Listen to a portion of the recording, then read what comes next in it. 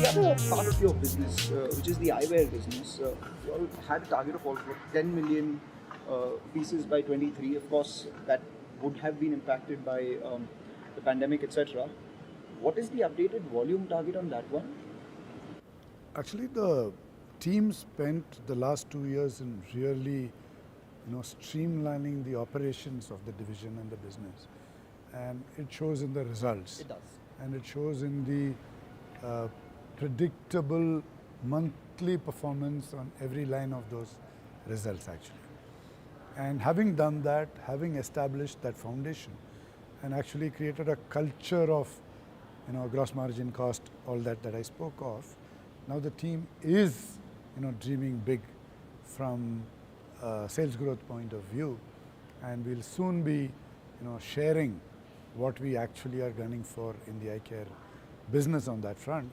But that 10 million target, which was the inspiration which Bhaskar and others had started, is certainly going to propel us in that direction. What is it right now? In terms of the numbers, Volumes? it's, I don't know if I recollect, it's about 1.5 million or under 2 million, if I recollect right. From the number of pieces point of view. Yes. You have a serious amount of cash on your books. The balance sheet has never been a problem for Titan. The group also has a fair amount of strength. Were the need for that capital arise at any point in time as well? Is an acquisition in the eyewear space on your minds? Nothing at the moment. I think we have reached a fantastic position. The customer value proposition of Titan Eye Plus, which is our brand. Lenskart, a solid amount of brand equity that they have. They have positioned themselves as people who would like to sell online, and now are opening stores offline as well. With the kind of valuation drawdowns that we've seen in the new business space over the last year or so, I'm sure opportunities like this may have come your way as well. Have you ever thought of something like that? No, we continuously keep thinking about it, because after the investment in Carrot Lane 6 years back, we've certainly become very open to that way of growing. It's just that the right partner, target, whatever you call it, has to come along. Your market share in the jewelry business has increased from about 4 to 5% to about 6 to 7%. What would be your aspirational target, double digit in the next couple of years? Certainly in the direction. It's actually very difficult to actually pin this down because of the nature of the industry. But our sense, because every month we keep an eye on the key players in every city, and we have a sort of bubbling up of that information for internal consumption to get a sense of that.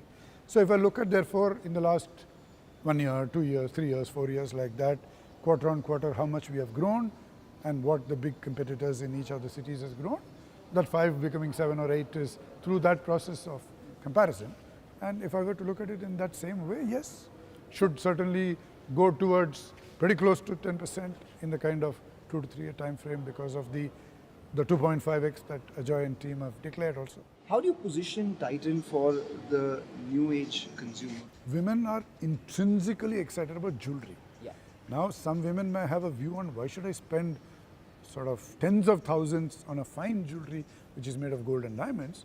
I can buy something which is made of copper, right?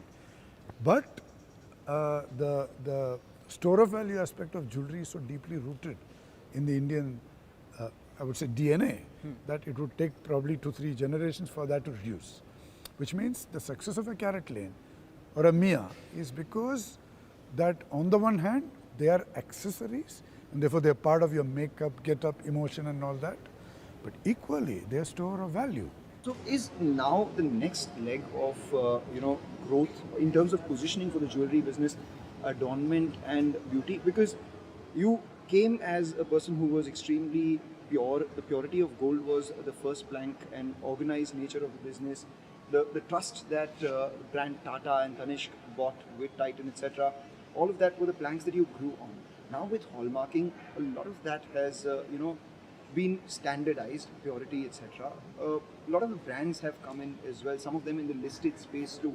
The Tanishq brand and the Tanishq product have both become much more central to the purchase by Tanishq customers, I would say at least for a decade now, as much as the Tanishq purity. Around the 2012s, 13s, in my own conversations with customers, design started becoming central to the, I buy Tanishq because of design. I buy Tanishq because of brand, right? So today Tanishq is bought for brand and design, and of course Tata and purity, and also for exceptional customer experience and relationships in the store. So while many other companies are listed, many other companies are big and well known on some of these parameters, they are distant from us. And what about the new businesses that you're seeding? You have skin. Very excited Taneira. about perfumes.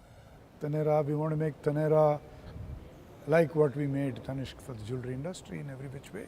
You were looking to grab a big market share of a growing market in the jewelry business. But out here, I'm not sure how big the ethnic wear market, specifically saris, high-end ones, are growing at, and what happens to Taneira in terms of growth when you equate it with the parallel of a Tanishq. Can it be as big? You're certainly right on the point that you make about the Taneira category. The sari market has got disadvantages from a customer profile who wears saris and the younger women not wearing saris kind of thing. But despite that, the sari industry is very large. In our estimates, it's of the order of 50,000 crores. Okay. Now, women used to, and I'm sure even today, used to buy many more saris than they actually wore, because women are in love with saris. One of the things that we do feel that the sari industry has not done well enough is to actually keep the category current, Right. from a wearability, comfort, from a design relevance, from a craft integration into deep design stories and all that, and keep a certain vitality in the category, in the connection with the customer. I think Taneira is seeking to do that, is already doing that, wherever it is, but will soon do it at a national scale. How about the 20 plus who are not wearing Yeah, saris? so there are 2-3 things sitting there. The 20 pluses, I have 2 daughters, both are in that age group.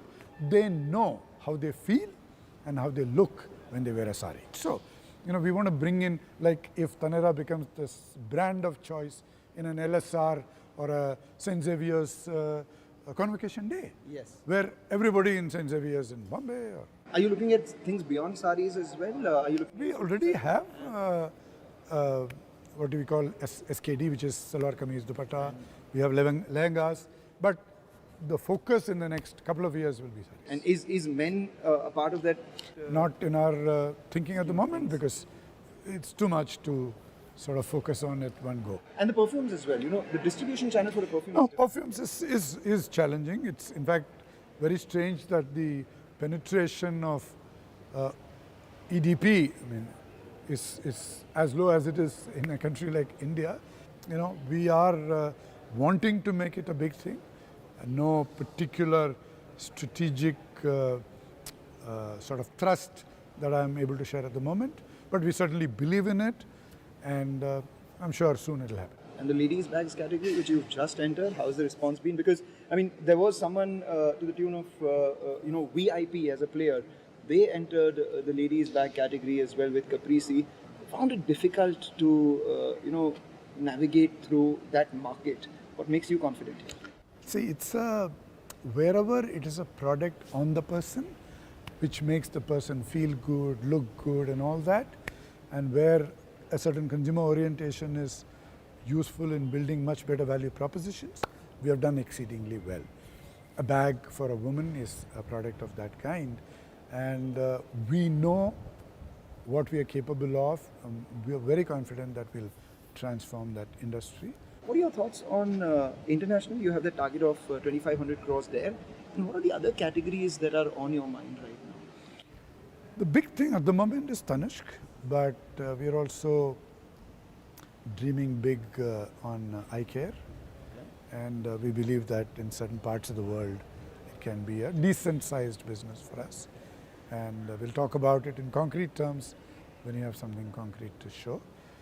But otherwise, the whole idea of forming the international as a separate division was to give the importance to all categories of the company at a CEO level. In India, our focus is to make Taneira much bigger, make bags an exciting category, take perfume to its right levels of scale, take eye care to multiples that you're asking question. Carrot Lane and Mia are booming, so we got enough wearables, the big thing. So in the next 2 years, nothing at the moment that I can. Mr. Venkataraman, you have spelt out the vision that you have for the company. It was an extremely strong company before, you took over. It continues to be in your able, safe hands, and the vision that you have for it should comfort all the investors about the future of the company as well. 3 years before you turn 65, I believe. Have you thought beyond that? I'm really looking forward to the fun I'll have after 65 years. And for the company? Company goes on. The Titan company is bigger than any individual.